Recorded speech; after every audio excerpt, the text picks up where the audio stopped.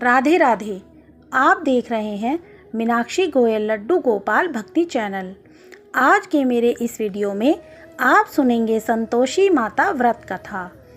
एक बुढ़िया के 7 बेटे थे। 6 बेटे कमाते थे और 7वां बेटा नहीं कमाता था। बूढ़ी माँ कमाने वाले बेटों के लिए भोजन बनाती, अच्छा भोजन बना के सही तरीके से उन्हें खिलाया करती और जो झूठन बच जाती वो 7वें बेटे को दे दिया करती थी। 7वें बेटे को ये बात पता नहीं थी, लेकिन उसकी पत्नी ने उसे यह बात बताई।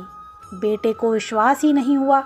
उसने छुप कर देखा तो उसे पता चला कि जो उसकी पत्नी ने बताया वो सच था। उसे बहुत दुख हुआ। जब उसकी माँ ने उसे खाना खाने के लिए बुलाया तो वह बोला, माँ मैं यह खाना नहीं खाऊंगा, मैं परदेश जाकर कमाई करूंगा। माँ बोली, कल का जाता आज ही चला जा। ये सुनकर उसे और दुख हुआ और वो तुरंत ही घर से निकल गया। रास्ते में उसकी पत्नी मिली। वह गोबर के कंडे बना रही थी। पति बोला, मैं परदेश जा रहा हूँ, कुछ समय बाद लौटूंगा।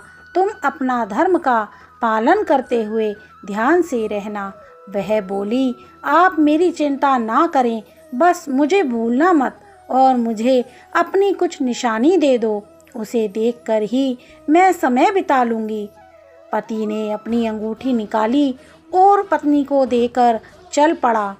एक बड़े शहर में पहुंचकर बड़ी दुकान देखी और उसने वहां पर काम मांगा। वहां सेठ को नौकर की ज़रूरत थी, इसलिए सेठ ने उसे काम पर रख लिया। उसने दिन रात मेहनत की और सेठ उसे तरक्की देता गया। कुछ ही समय में अपनी मेहनत और लगन से उसने सेठ का विश्वास इतना जीत लिया कि सेठ ने उसे अपना पार्टनर बना लिया। कुछ समय बाद सारा काम उसे सौंपकर सेठ यात्रा पर निकल गया।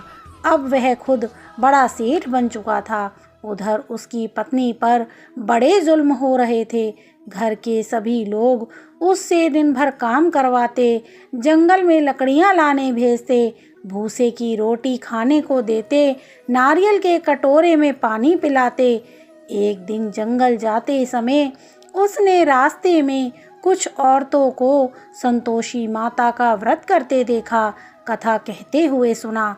उसने उन औरतों से पूछा कि यह व्रत कैसे करते हैं और इसे करने से क्या होता है। उनमें से एक औरत ने बताया कि यह संतोषी माता का व्रत है। इसे करने से दरिद्रता मिट जाती है, मन की चिंताएं दूर होती हैं, कुंवारों को मनपसंद जीवन साथी मिलता है, सभी रोग दूर होते हैं, हर प्रकार का सुख प्राप्त होता है। इसे करने के लिए अपनी सुविधा और शक्ति के अनुसार गुड़ चना खरीद लेना, हर शुक्रवार व्रत करना और कथा कहना या फिर किसी से सुनना। जब तक कार्य सिद्ध नहीं हो जाता बिना क्रम तोड़े व्रत करती रहना। कथा सुनने वाला कोई ना मिले तो दीपक को सामने रखकर कथा कहना। कार्य सिद्ध होने पर उद्यापन करना। उद्यापन में 2.5 सेर खाजा, उतनी ही खीर और उतना ही चने का साग बनाना। 8 लड़कों को भोजन कराना। लड़के परिवार के हों तो अच्छा, नहीं तो पड़ोस से भी बुला सकती हो।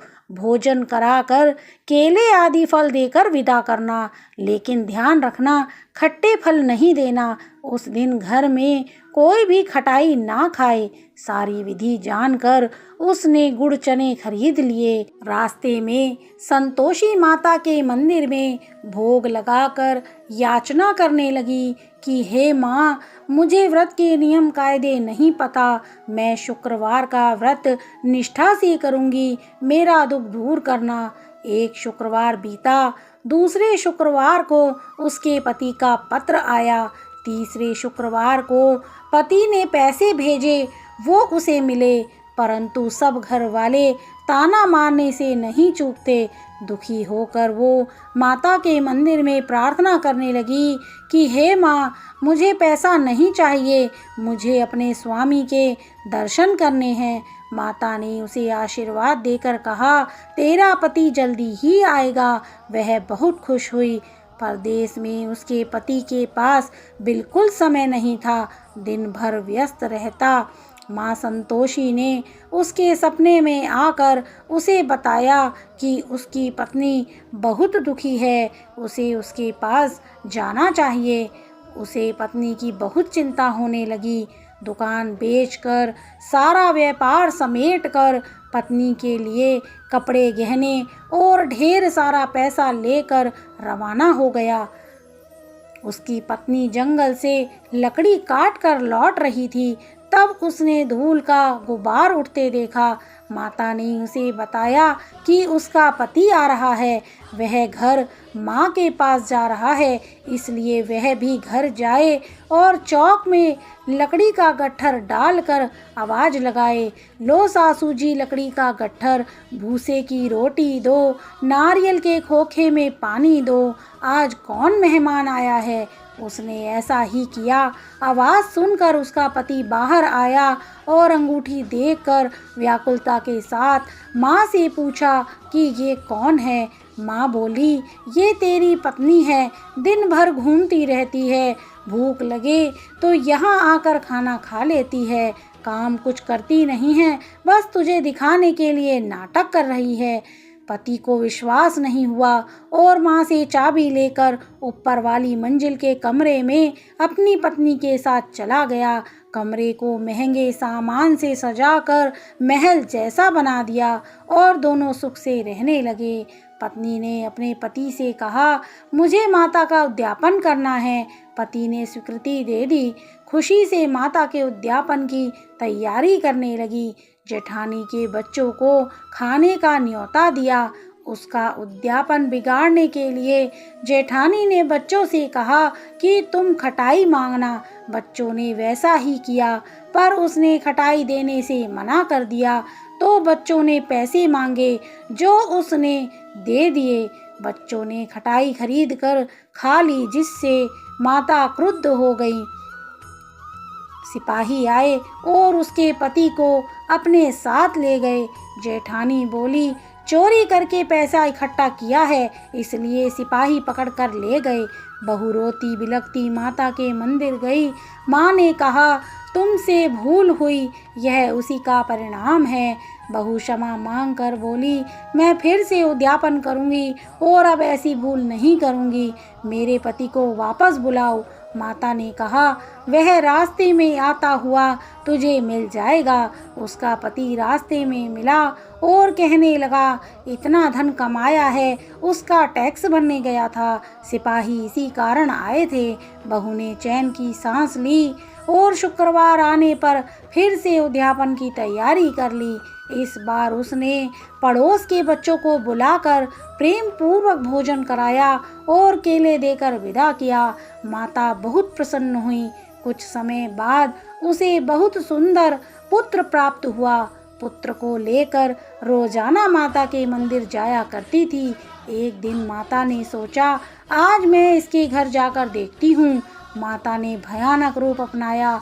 गुड़ और चने से सना मुख, सूंड जैसे होठ जिन पर मक्खियाँ भिन भिना रही थीं। दहलीज पर पांव रखते ही उसकी सास चिल्लाने लगी, अरे देखो, कोई चुड़ैल आ गई है, इसे भगाओ नहीं तो किसी को खा जाएगी। घर के सब लोग डर गए और चिल्लाने लगे। घर के खिड़की दरवाजे सब बंद कर दिए। छोटी बहू उनको देखते ही पहचान गई। प्रसन्न होकर बोली, आज मेरी माताजी मेरे घर आई हैं। सास से बोली, माँ जी डरो मत, ये वही संतोषी माताजी हैं जिनकी मैं पूजा करती हूँ और जिनका व्रत रखती हूँ। यह कहकर उसने घर के सब खिड़की दरवाजे खोल दिए। सभी लोग माँ के चरणों में गिर गए। कहते हैं, माँ हम अज्ञानी हैं, आपका व्रत भंग करके हमने जो अपराध किया है उसके लिए हमें क्षमा करो। माँ ने सभी को क्षमा करके कुशल मंगल रहने का आशीर्वाद दिया और प्रेम पूर्वक रहने की सीख दी। सब आनंद से रहने लगे।